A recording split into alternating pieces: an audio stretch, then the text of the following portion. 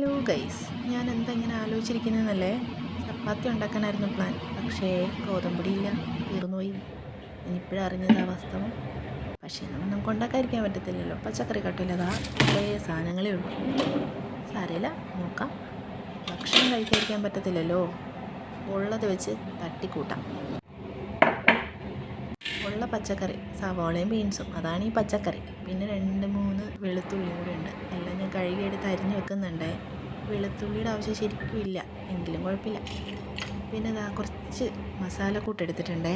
പിന്നെ അതാ ചെറിയ അരി, ജീരകശാലയുടെ അരിയാണ് ഞാൻ കഴുകിയെടുത്തേക്കുന്നത്. കഴുകി കുതിർത്ത് വെച്ചേക്കാണ്. അത് എന്തോരരിയാണോ അതിൻ്റെ ഇരട്ടി വെള്ളം എടുത്ത് വെച്ചിട്ടുണ്ട്. അപ്പോൾ ഏകദേശം കാര്യം മനസ്സിലായില്ലേ, തട്ടിക്കൂട്ടി ബിരിയാണി. പിന്നെ ഉപ്പ്, മഞ്ഞൾപ്പൊടി, 1 സ്പൂൺ നെയ്യ്, ഇതെല്ലാം കൂടി ഇട്ടിട്ട് വെള്ളം ഒന്ന് തിളപ്പിച്ചെടുക്കുക നല്ലപോലെ. അതിൻ്റെ കൂടെ നമുക്ക് ആ എടുത്ത് വെച്ചേക്കുന്ന മസാലക്കൂട്ടും കൂടി ഇടാം കേട്ടോ. ഒന്ന് ഇളക്കി മൂടി വെച്ച് വെള്ളം ഒന്ന് തിളച്ച് വരട്ടെ. എന്നിട്ട് നമുക്ക് അരിയാം. ഓക്കെ, വെറൈറ്റി ബിരിയാണി എന്നുള്ള ക്യാപ്ഷൻ കണ്ടുവന്നവർ എന്നോട് ക്ഷമിക്കുക. ഓക്കെ, പിന്നെ ഇതാ ആ വെള്ളം തിളച്ച് വന്ന സമയത്ത് ഞാൻ അരി ഇടുന്നുണ്ട്. നിങ്ങളെ കാണിക്കാൻ വേണ്ടിയിട്ടാട്ടോ ഞാൻ ആ അരിപ്പയിലോട്ട് അരി മാറ്റിയതപ്പോൾ എനിക്ക് എടുത്തിടാനായിട്ടൊരു എളുപ്പമുണ്ടായിരുന്നു.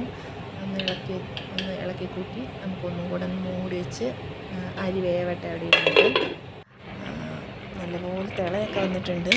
ഒന്നും കൂടെ വെള്ളമൊക്കെ വറ്റി ഓവർ കുക്കാവണ്ട, ഒരു 90% ഒന്ന് കുക്കായാൽ മതി. നല്ലപോലെ ഒന്ന് വെന്തരട്ടെ. അപ്പോഴേക്കും നമുക്ക് നാളത്തേക്ക് കുറച്ച് വൻപയർ വെള്ളത്തിലിട്ട് വെക്കാം. വെളുത്തുള്ളിയും സവോളയൊക്കെ ഇടിച്ചിട്ട് ചില്ലി ഫ്ലേക്സൊക്കെ ഇട്ടിട്ട് നമ്മൾ നല്ലപോലെ ഒരു മെഴുക്കുവരട്ടി രൂപത്തിലൊന്ന് ആക്കി എടുക്കാം. അപ്പം ഞാൻ കുറച്ച് വെള്ളം ഒഴിച്ചിട്ട് ഒരു 1-1.5 കപ്പ് വെള്ളം ഒഴിച്ച് മൂടി വെക്കുന്നുണ്ട്. നാളെ ആകുമ്പോഴത്തേക്കും നല്ലപോലെ കുതിരും. അപ്പോഴത്തേക്ക് അരി വെന്ത് പോയി തോന്നുന്നു ഗൈസ്. ഇല്ല, അരി വെന്തിട്ടൊന്നുമില്ല. മീൻസ് വെന്തിട്ടില്ല, നല്ല ഓവർ കുക്കായിട്ടില്ല, കറക്റ്റ് പാകത്തിനാണ്. ഇനി നമുക്ക് ഇതൊന്ന് മാറ്റി വെക്കാം കേട്ടോ. ഈ മാറ്റി വെച്ചിട്ട് ഈ ചട്ടി തന്നെയാണ് ഞാൻ ഉപയോഗിക്കുന്നത്. എനിക്ക് വയ്യ എല്ലാ പാത്രങ്ങളും കൂടെ കഴുകി വെക്കാൻ. ഞാൻ ആ ചട്ടി ജസ്റ്റ് ഒന്ന് കഴുകിയിട്ട് എടുത്തു, നെയ്യ് ഒഴിച്ചു, കറുവപ്പട്ട ഇട്ടു. പിന്നെ ഞാൻ വെളുത്തുള്ളി അരിഞ്ഞൊക്കെ ഇട്ടില്ലായിരുന്നു കേട്ടോ, അതിൻ്റെ ആവശ്യമില്ല ശരിക്കും. പിന്നെ ഇതാ സവോളയും ബീൻസും കുറച്ച് മസാലക്കൂടും കൂടി ഇട്ടിട്ട് നല്ല പോലെ ഒന്ന് വഴറ്റി എടുക്കുന്നുണ്ട്. ഒരു ഗോൾഡൻ ബ്രൗൺ കളറാവുന്നതായിട്ട് വഴറ്റിയിട്ടുണ്ട്. ഞാൻ കുറച്ച് കരിഞ്ഞും പോയിട്ടോ, സാരമില്ല, തട്ടിക്കൂട്ടല്ലേ. പിന്നെ ഞാൻ ഇതിനകത്തേക്കൊരു മുട്ട പൊട്ടിച്ചൊഴിച്ചിട്ടുണ്ട്. അതെന്തിനാണ് എനിക്കിപ്പോഴും അറിയത്തില്ല. ഒരു ബിരിയാണിയും അല്ല, ഫ്രൈഡ് റൈസും അല്ലാത്തൊരു സാധനം, സാരമില്ല.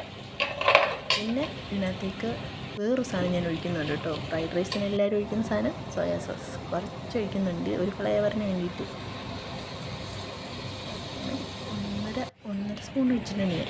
പിന്നെ ഞാൻ നമ്മുടെ മാറ്റി വെച്ചിരുന്ന ചോറില്ലേ, അതും കൂടി ഇട്ടിട്ട് നല്ല പോലെ ഇളക്കി എടുക്കുന്നുണ്ട്. പിന്നെ നിങ്ങൾക്ക് ഉപ്പ് പാകത്തിന് നോക്കാം കേട്ടോ. ഞാൻ നോമ്പായതുകൊണ്ട് ഞാൻ ഉപ്പ് ഒന്നും ടേസ്റ്റൊന്നും ചെയ്തിട്ടില്ല. ഇനി ഞാൻ നോമ്പ് പിടിച്ചേക്കാണ്. അപ്പോൾ ഇതാണ് എൻ്റെ തട്ടിക്കൂട്ട് ബിരിയാണി ഫ്രൈഡ് റൈസ്. ഓക്കെ, അപ്പോൾ ഇന്നത്തെ കുക്കിംഗ് ഇത്രേ ഉള്ളൂ. ഞാൻ കിച്ചണൊക്കെ സ്ലാബൊക്കെ ഒന്ന് ക്ലീൻ ചെയ്ത് പോവാണ് ഗൈസ്. ബൈ.